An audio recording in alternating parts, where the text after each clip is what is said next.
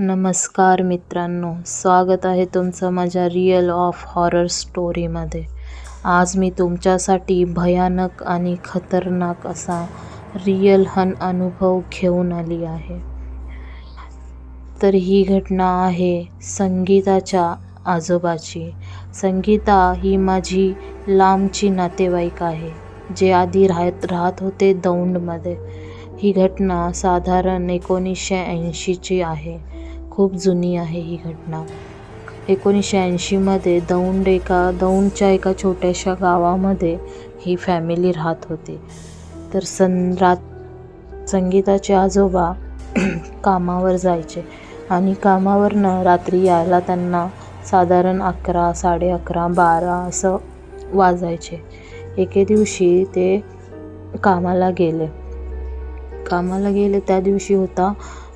त्या दिवशी साधारण मोठी अमावास्या होती आणि ज्या रस्त्याने हे लोक जायचे यायचे, म्हणजे संगीताचे आजोबा आणि त्यांचे अजून एक फ्रेंड होते, जे हे दोघंजण रोजचे जायचे यायचे, सोबत जायचे सोबत यायचे. तर साधारण एके दिवशी अशी अमावास्याची रात्र होती. त्यांच्या लक्षामध्ये आली नाही आणि रविवारचा पण दिवस होता. त्यामध्ये ह्यांनी पहिलं कामावरनं सुटल्यावरती मस्त दारू वगैरे पिली आणि घरच्यांसाठी संगीताच्या आजोबांनी गावातनंच बकऱ्याचं मटण घेतलं आणि ते मटण घेतलं आणि ह्यांचं दारू वगैरे पिण्याचा कार्यक्रम आवरून साधारण 11 का 11:30 वाजले. तर ते दोघे पण त्या रस्त्याने निघाले. त्या काळामध्ये सायकलच जास्त वापरायचे गावाकडचे लोक. कामाला जायला यायला सायकलच वापरायचे, त्यांच्याकडे दुसरा काय पर्याय नसायचा. दोघांकडं पण सायकलच असायच्या.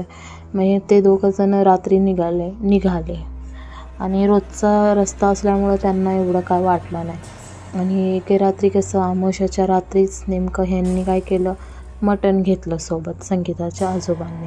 आणि हमेशा म्हणजे ते प्रत्येक वेळी आणायचे, त्यावेळेला त्यांना एवढं काय अनुभव नाही झाला. पण ह्या वेळेला एवढा त्यांना विचित्र अनुभव झाला की खूप बेकार आहे, जे मी तुम्हाला पुढे सांगेलच.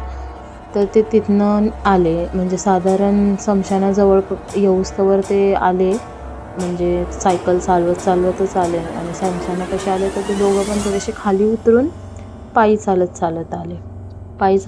आले. तर स्मशानाजवळ म्हणजे थोडंसंच आसपास पोचणार तेवढ्यामध्ये जे मटणाची त्यांची पिशवी होती संगीताच्या आजोबांची, ती खाली पडली.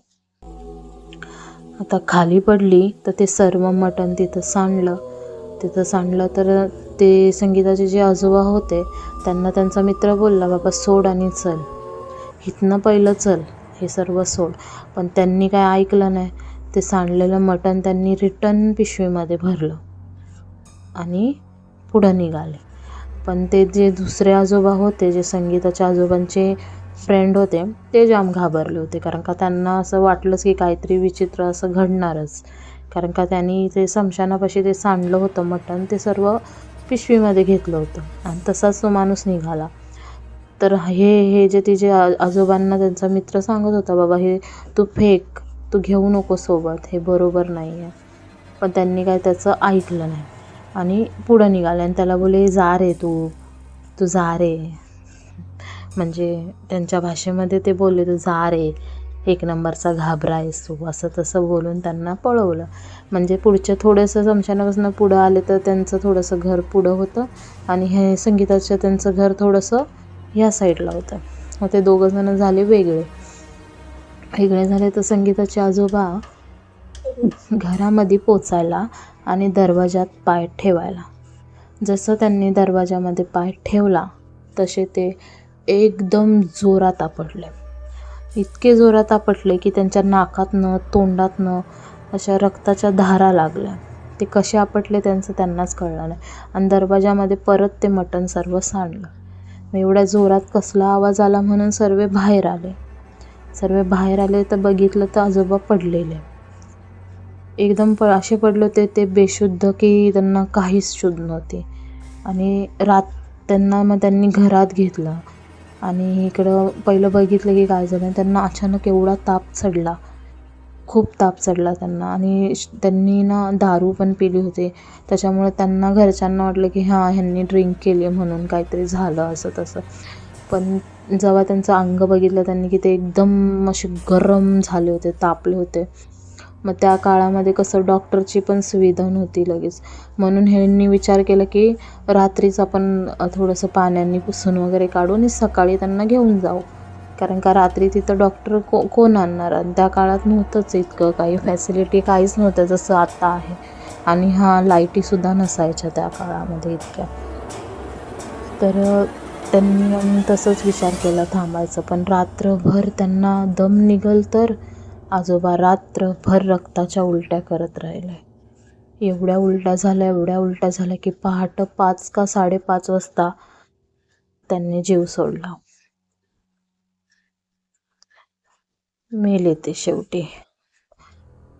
मग सगळे जमा झाले आणि असं अचानक का झालं वगैरे म्हणून. मग तेव्हा ते जे त्यांच्यासोबत होते ते पण तिथं आले आणि त्यांनी सांगितलं की असं असं झालं बाबा, म्हणून मी ह्याला बोललो होतो की तू घेऊ नको ते, तरी ते घेऊन आला. आणि म्हणजे त्यांचं तसं मत होतं की ते त्याच गोष्टीवरनं तसं घडलं म्हणून. आणि म्हणजे प्रत्येकाचं एक वेगवेगळं मत होतं. पण त्यांचं त्या आजोबांचे जे फ्रेंड होते ना, त्यांचं मत हेच होतं की त्यांना 100% बाहेरचंच होतं आणि त्यांनीच त्यांना नेलं, असं झालं. तर हा खूप मोठा भयानक असा अनुभव त्यांनी, म्हणजे माझी लांबची रिलेटिव्ह आहे संगीता, तिने सांगितलेला आहे आणि तो मी तुमच्यासोबत शेअर केला आहे. तर हा अनुभव तुम्हाला कसा वाटला मित्रांनो, नक्की मला कमेंटमध्ये सांगा. आणि हो, सर्वजण माझ्या व्हिडिओला चांगला रिस्पॉन्स देतात आहे, पण लाईक कोणच नाही करत आहे. त्यामुळे प्लीज तुम्ही एक लाईक करा आणि शेअर पण करा आणि सबस्क्राईब पण करा. तुमचा सपोर्टच माझ्यासाठी खूप काही आहे. आणि अशाच नवीन नवीन गोष्टी बघण्यासाठी नक्कीच मला सबस्क्राईब करा. भेटूया आपण पुढे काहीतरी नवीन घेऊन.